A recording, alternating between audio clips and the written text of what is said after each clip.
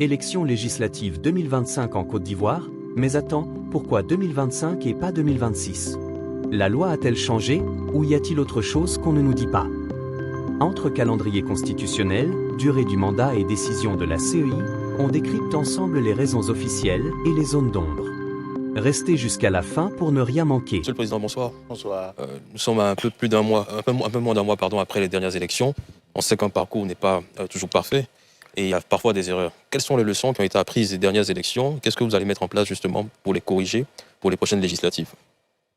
L'idée générale est de faciliter la tâche à la population, avoir accès à l'élection. D'abord, nous prévoyons de mettre devant les bureaux de vote la liste des électeurs, des potentiels électeurs, permettant ainsi aux citoyens de s'orienter pour l'identification de leur bureau de vote. Et puis, peut-être proposer la modification des dispositions légales permettant aux citoyens d'avoir accès à la carte d'électeur à tout moment. Et puis, surtout, faire de sorte que la révision de la liste électorale ne soit pas dédiée à une période.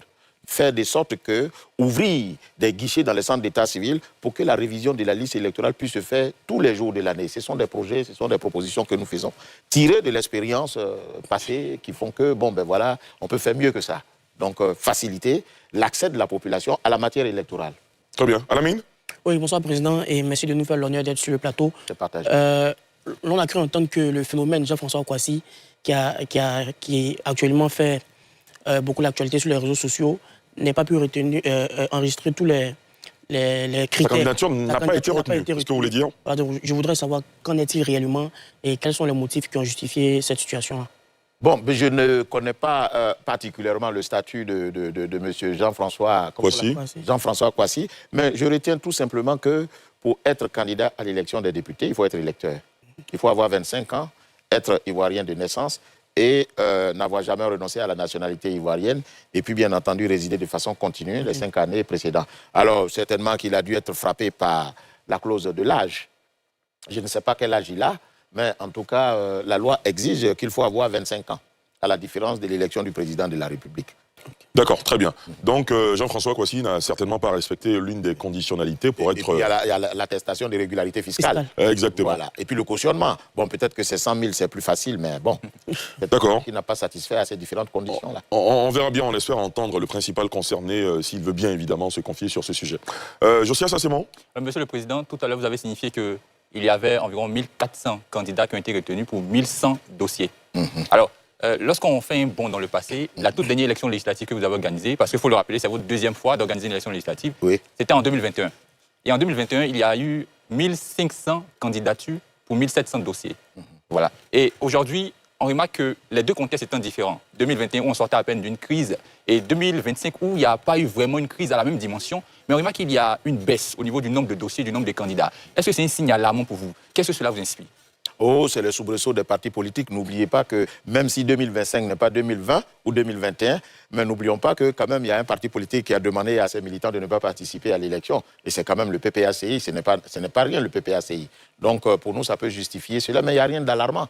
Vous savez, nous, commission électorale indépendante, on aurait été plus heureux de voir tout le monde participer à l'élection. D'autant plus que la Constitution elle-même dit que les partis politiques concourent à l'expression du suffrage. Mais comment peuvent-ils concourir à l'expression du suffrage s'ils ne participent pas au jour électoral? Donc pour nous, le fait de voir tout le monde participer est un bonheur pour nous et ça nous amène à continuer la sensibilisation. Maintenant, pour des raisons qui leur sont propres, si les partis politiques décident de s'abstenir de participer ou s'abstiennent de participer à l'élection, bon, qu'est-ce que vous voulez que nous on dise? On prend et puis bon, on leur donne acte de leur non-participation, encore que bon nombre d'entre eux viennent sous d'autres aspects. Très bien. Josias, oui. Alors, Monsieur le Président, le motif évoqué par le PPACI, le parti dont vous parliez tout à l'heure, c'est que le délai pour le dépôt des dossiers et l'élection législative était trop proche. Et est-ce que la CEI, la commission que vous dirigez, n'avait pas les outils, les moyens pour pouvoir aider le PPACI en ce sens? D'autant plus que l'article 1 de la loi portant organisation, fonctionnement de la CEI dit que la CEI est chargée de proposer les dates de scrutin et les dates de début de campagne avec le gouvernement. Est-ce que la CEI ici ne pouvait pas faire quelque chose en faveur du PPACI? Ce n'est pas forcément en faveur du PPACI. Il faut préciser que l'organisation des élections législatives en décembre, ce n'est pas nouveau. C'est prévu par la Constitution. La Constitution dit que la 5e année du mandat législatif prend fin et que les élections sont organisées avant la fin du mandat. Et qu'en plus de cela, il faut que la liste des députés soit prête pour coïncider avec la rentrée parlementaire qui s'est fait le 3e lundi de la nouvelle année, c'est-à-dire de 2026. De janvier 2026. De janvier 2026. Ce n'est pas nous qui l'avons créé. Et depuis je ne sais pas, la dernière élection, c'était le 6 mars 2021, mais avant, ça a toujours été en décembre. Mais si en 2020, on n'a pas pu l'organiser, c'est parce que tout simplement, il y a eu un dialogue. Il y a eu cette crise post-électorale. Voilà, la désobéissance civile qui a entraîné le CNT et on n'a pas pu organiser les élections. C'est pour cette raison qu'on l'a fait le 6 mars 2021. Mais ce n'était qu'une exception. Voyez-vous. Voilà, donc je me dis que c'est vrai que la Constitution donne peut-être la possibilité à la Commission électorale de se mouvoir dans la proposition des délais. Mais il y a des délais selon lesquels on ne peut aller au-delà. Parce que ce sont des délais constitutionnels. Parce que si aujourd'hui, nous, on fait d'une certaine façon, on ne pourra pas avoir la liste prête pour participer à la rentrée parlementaire. Donc il faut tenir compte de ces choses-là aussi. Très bien. Bon, allez-y, terminez. Alors, Monsieur le Président, vous avez signifié qu'il y avait exception en 2020. Est-ce qu'on ne peut pas dire aussi qu'en 2025, il y avait exception, avec les petits événements qu'on a connus, qui peut-être ont défavorisé ou ont empêché les candidats du PPACI pour leur préparation pour ces élections-là? Mais, Monsieur Josias, vous savez bien qu'une exception, c'est quelque chose qui n'arrive pas tous les jours. Si l'exception se répète, ce n'est plus une exception, ça devient un principe. Donc voilà pourquoi, pour nous, il n'y a pas de motif qui puisse justifier le report. Il n'y a pas de motif qui puisse justifier le report. Dites-moi, est-ce qu'il y a un motif qui puisse justifier le report? Ah, mais c'est que je ne vous ai peut-être pas dit. C'est que certains députés ont informé de ce que on allait organiser l'élection des députés avant l'expiration du mandat, de leur mandat, ont exigé leur dédommagement. Ça veut dire quoi?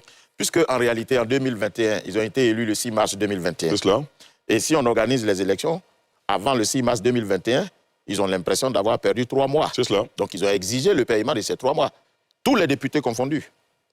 Est-ce que vous avez vu un député qui a contesté la période de l'élection? Aucun d'entre eux n'a contesté.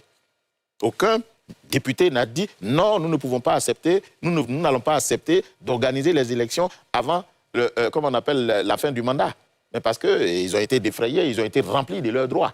Donc, ce faisant, il n'y a pas de problème à ce niveau-là.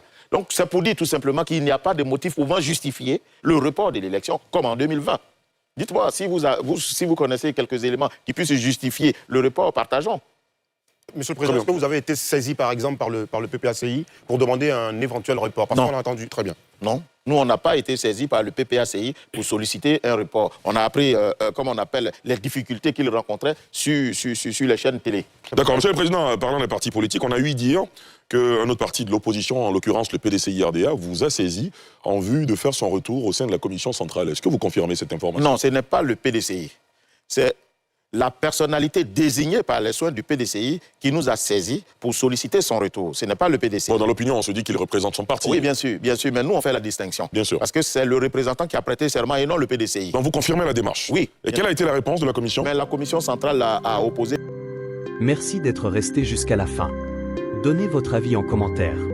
N'oubliez pas de vous abonner, de liker et d'activer la cloche de notification pour ne rien rater de nos prochaines vidéos.